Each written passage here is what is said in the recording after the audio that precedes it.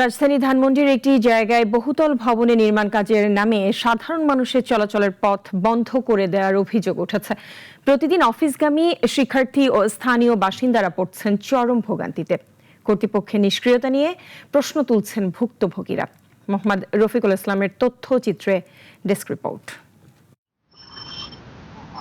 রাজধানীর Dhanmondi road number 7-এর এ এলাকায় ব্যক্তি মালিকানাধীন একটি বহুতল ভবনের নির্মাণ কাজকে ঘিরে সৃষ্টি হয়েছে জনদুর্ভোগ।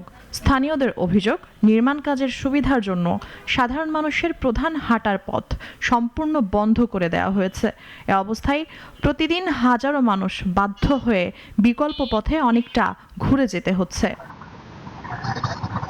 চলাচলের রাস্তা বন্ধ হয়ে যাওয়ায় বেড়েছে সময়ের অপচয়, দুর্ভোগ এবং দুর্ঘটনার আশঙ্কা।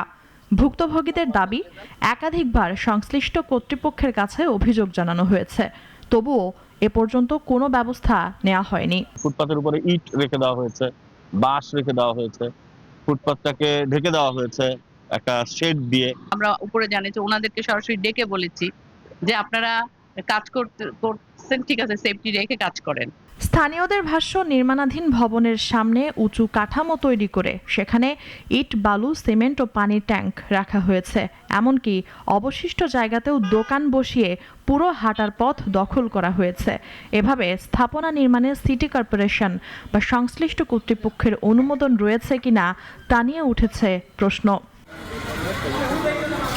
অভিযোগ রয়েছে, নির্মাণাধীন ভবনের মালিক মোহাম্মদ আব্দুল কাদের যুক্তরাষ্ট্র প্রবাসী ও প্রভাবশালী হওয়ায় কেউ প্রকাশ্যে প্রতিবাদ করার সাহস পাচ্ছেন না।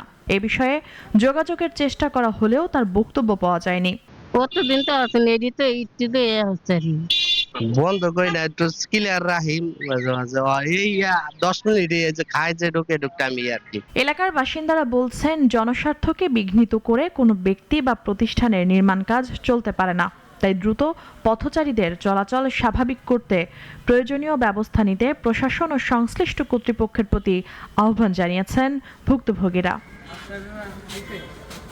মুনিয়া জুথি, নাগরিক, ঢাকা।